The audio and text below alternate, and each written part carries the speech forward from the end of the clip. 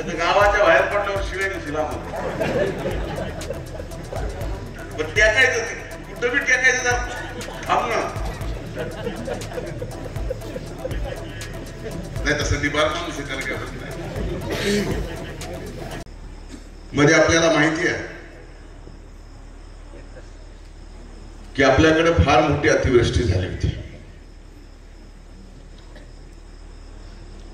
ऑगस्टच्या अतिवृष्टीमध्ये जेवढं नुकसान आपल्याकडे झालं तेवढं इतर ठिकाणी सुद्धा झालं होतं. जिल्ह्याला 56 कोटी आले, त्यातले 30 कोटी फक्त या परळी तालुक्याला मिळाले.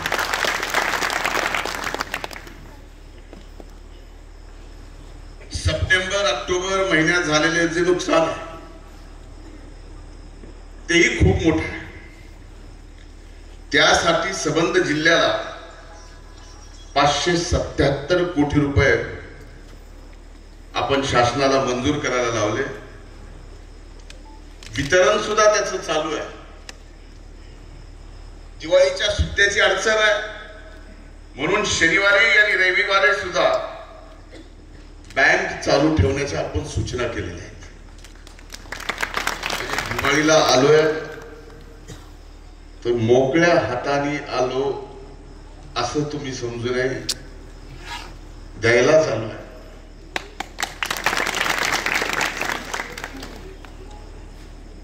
आज एका गोष्टीचा नक्कीच आनंद आहे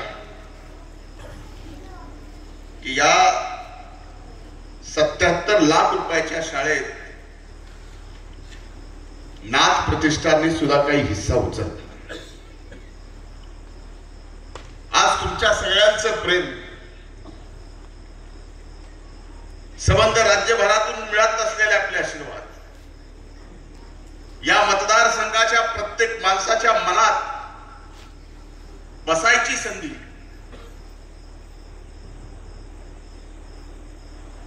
याच्या पाठीमागे सगळ्यात मोठा आशीर्वाद जर कुठला असेल तर नाथ प्रतिष्ठान मधून जी कामं आपण या ठिकाणी केली त्यात 1500 भगिनींचं कन्यादान करणं ही साधी सोपी गोष्ट नाही.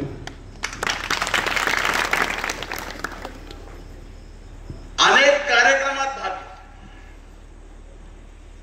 आणि आज नाथ प्रतिष्ठानच्या माध्यमातून थोडाफार का होईना भार शाळेचा गोदेगावच्या या ठिकाणी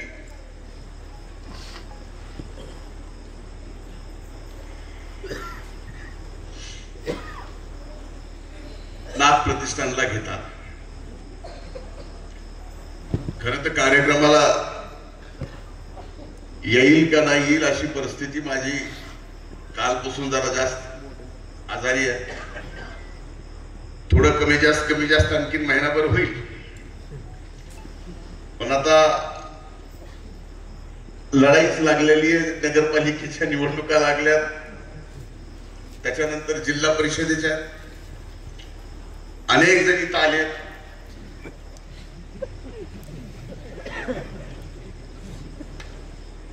निवडणुका लढायच्या इच्छा आहे. पण मी आज आपल्या सर्वांना शब्द देतो की माझ्यावर तुमचे एवढे उपकार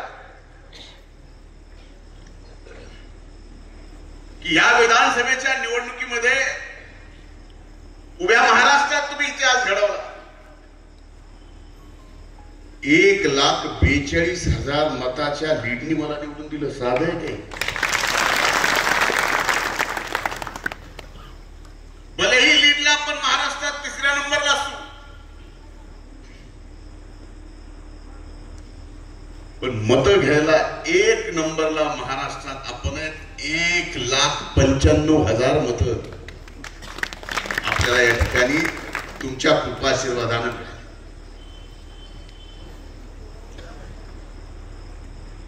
एवढा मोठा विजय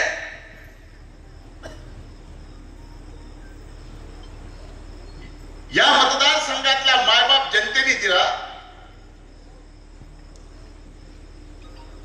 पण हा विजय सुद्धा आपल्याला साजरा करता आला नाही. महाराष्ट्रात सत्ता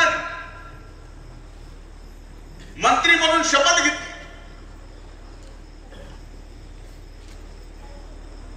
मिळालेल्या त्या मंत्री पदाचा सुद्धा आपल्याला आनंद घेता आला नाही. जी संकट चालू झाली ही निर्मित संकट आहे.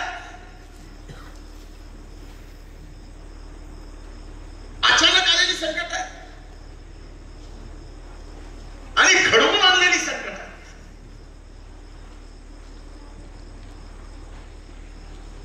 आणि घडवून आणलेल्या संकटामधून बाहेर पडायचं काम फार अवघड असतं. मला आठवत सलग 250 दिवस एका घटनेचा ज्यात माझा काही अर्थार्थी संबंध नाही,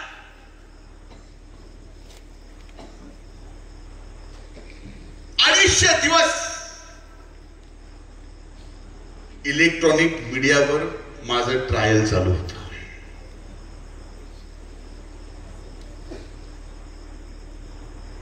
मी कुठल्याही माध्यमाला बोलत नव्हतो. मला काय बोलायला येत नव्हतं अशातला भाग नाही. पण त्या 250 दिवसात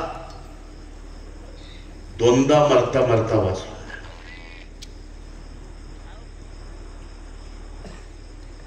दोन वेळेस मेंदूच्या अटॅक. शेवटी आज मी तुमच्या समोर आहे हे तुमच्या सगळ्यांच्या आशीर्वादानंच. आणि इथून पुढे सुद्धा आता तर नीट झालोय. आपल्या सगळ्यांच्या सेवेत आहे. आणि निबाण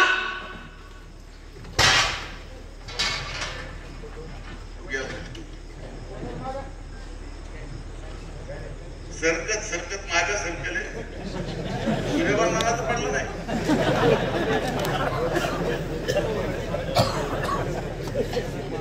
कोण आहे? सत्ता आहे. मरीत होतो बदल वाढत होती. तुला कुठं बी टाकायची सवय लागली.